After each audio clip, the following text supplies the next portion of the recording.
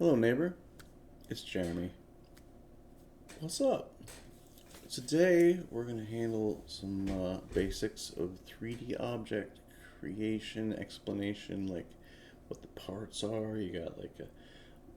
We'll get to it, but that's the point of this video, is just to hit the ground running. Like, I'm assuming you don't know anything about 3D. You've never popped open Blender and just messed around. You know, like 3D Studio Max, Maya, Cinema 4D.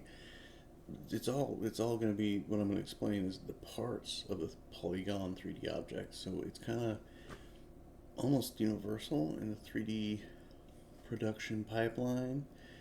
But let's get to it. I'm over here now. So what we got here is 3D Studio Max up and running. New scene. I named this green box because it's got a green box in it here. It'll show you in a minute. And what we got here, it's a little daunting if it's your first time. If not, you've seen this ball before. You know the gray, meaning there's gray everywhere here. So what you want to do, well, with polygons, you know, box, right? Well, so it gets a little more complicated than just being a box. I mean, you could just copy around and change the colors and just like make some Minecraft looking stuff and just never go beyond the point of a box or all the kind of standard primitives you got. You could just go crazy and just make whole cities and scenes and just with these standard primitives. But if you want to take it to the next level, you kind of gotta make it. This is jumped over to the modify tab here, and then what you want to do is go to editable poly, right? Well, and then so you got this 3D objects are made of various sub parts, and like the basic part, like the sub particle is let's just grab the one here. Is a vertex, right? And that is kind of like the smallest. That's like it's the bridge between edges, which is the next logical step in the hierarchy of the object. Would be an edge, and that you can manipulate. And now you got like you don't have a box anymore. Whoa! So the next step up is a polygon itself, right? The whole 4 bits, the 4 vertexes, aka polygon. Now, there's also, if I jump over to the Scene Explorer here and I do let's do a little hiding of this guy, and there's the green box. Let's just show you here. Let's break out into this bad boy. Oh no, the menu's rebelling. Boom. Okay, so what we have here is this, like the standard kind of polygons. What you got is the triangle, right? And then a quad, which is a 4. And then you got this bad boy over here, which is an n-gon, right? And you're like, what's an n-gon? And it's really just, how can I, come on. I just want to select my thing. Can I go to the sub object?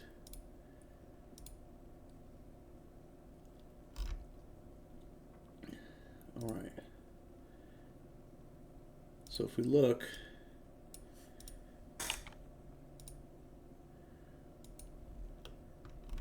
it looks like a quad, but where'd it go? There. The clues in the vertexes, right? Select them. There's 5 vertices selected. With a quad and with what works with game engines and stuff is triangles or quads. If you go n-gons, there's a myth. I've never had this problem, but there's a myth that might be true. that it's going to mess up in your game engine. Now, if you're doing movies or pre-rendered graphics or anything like that, yeah, this isn't even like a concern unless you're going for like critiques or something like that. It's just, but beware if you're going for a game engine and you've got anything between like 5 and up vertices on one polygon. Like it'll select the whole polygon, but it's not a polygon. It's an n-gon. Again, because it's got n means just it's like just like x. Find the number of x, but we're using n.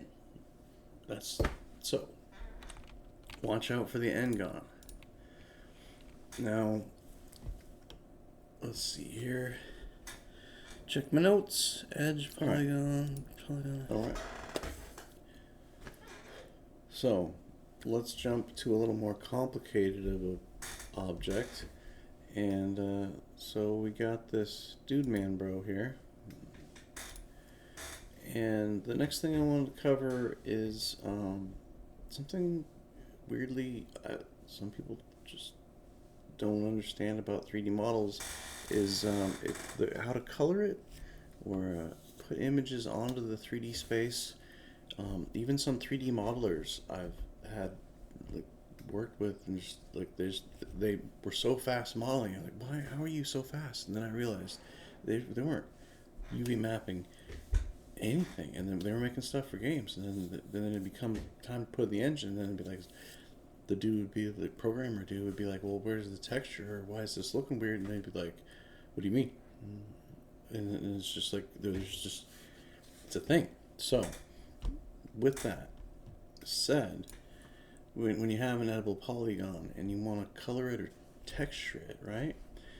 That's when you go from XYZ 3D space to 2D space. That's kind of the next few letters up with the UVW map, right?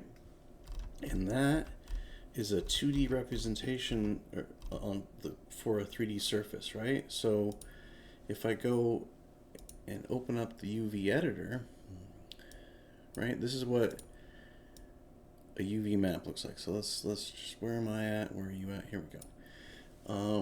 So, and then you can like select the bits, the sub-object here, the edge, the vertex, the faces, the whole object, the whole 9 yards. I'm not going to go over in this video how to use this quite. This is kind of like all of a sudden, hey, but we're just laying the groundwork here. This changes if I had, where'd that window go? If I had a texture to go with, right?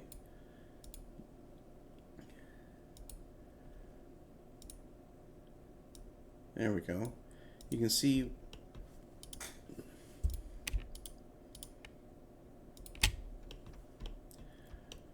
so now he's not just one single color anymore. He's got a little bit of detail. Now it's kind of a mess, but it makes sense here. If you look with the B1, the C4, and the D4, and the colors, it's trying to represent how dense the pixels are on the 3D object, so you can get a sense of just if something's squashed or has like too much UV area that doesn't necessarily need. This is how you check that sort of thing. So like if I just go back to his, let's see here, texture checker. There's also the classic. That's a pretty good, pat yourself on the back for that UV map. It's all nice and spaced out. But so with that, it brings us to the material editor, right? So we're doing stuff. So let's just drop that. So this is be covered in the user interface window I'm probably going to have to make. But so here, if you went and had an image, right, you would go here to bitmap and pick a file of an image that you hand painted earlier in Photoshop, or that just goes with the object, that's where you would add that, and that would add a different file other than the texture of the checkerboards, something you custom made, hopefully, or that goes with the image of what you're trying to pull. I've seen people just, and this is probably a method and what not to do, they modeled their creature or whatever, and then they went and rendered. Now this is jumping to the rendering process here, and then they would save this image, right?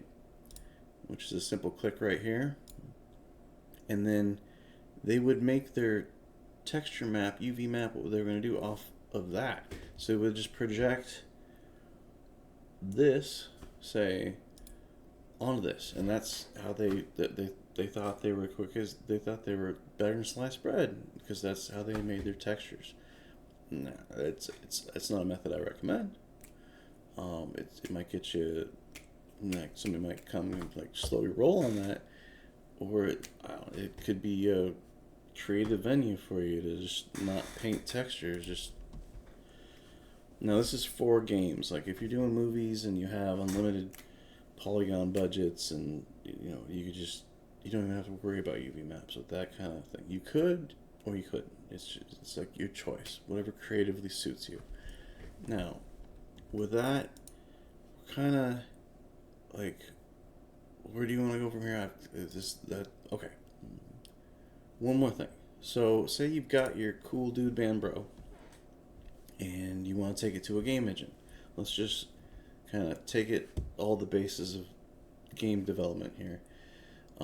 So you got your finished polygon, right? And you got a texture on it. Maybe it's rigged and animated. Maybe it's just a static, right? Static mesh would be a mesh without any animation on it. It just sits there. So let's just say this is a mannequin dude man bro. Maybe later we'll put some clothes on them.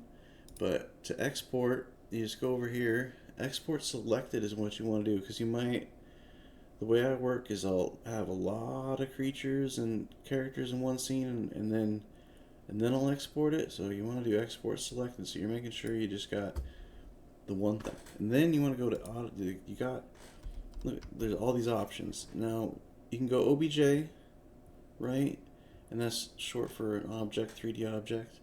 But if you're going for a game engine, even if it's a static object, I recommend using the standard, going with the standard of FBX, right? Dude, man, bro. And then we'll put that over here. So save, and you'll get this dialog box, right? And you could mess around with these presets. Again, I'm playing with the user interface. Here you go, is a checkbox. If it has animation, boom, bake that animation, put that animation in there. If it doesn't, just don't even tick it. Now, you're gonna want to probably not want cameras in the game engine. It's got some cameras, but here's where you want to, like, don't stumble across this or gloss this. The embed media checkbox. Now, this is where your material will get kind of just attached to the 3D object, and the game engine will just import the 3D model, and the 2D texture will just come along for the ride like it's a trailer, and it'll be there. Now, this is a kind of groundwork for, maybe this is a Blender thing or other programs. Just beware, sometimes you'll get errors. That's not anything to worry about right now, though. So what you want to do next is check the unit scale and make sure you're in a relative scale to the engine you're using. And you'll Google, like, Unreal Engine 5, what's the scale units? If I remember correctly off the top of my head, I think it's meters or yards or inches, something. And then Unity's different, Godot is different, whatever's up and coming next is different, whatever your dude's cooking up in the backyard is different. So what you want to do is go to binary, and then don't get like a FBX 2020, because it might not work. What you want to do is go with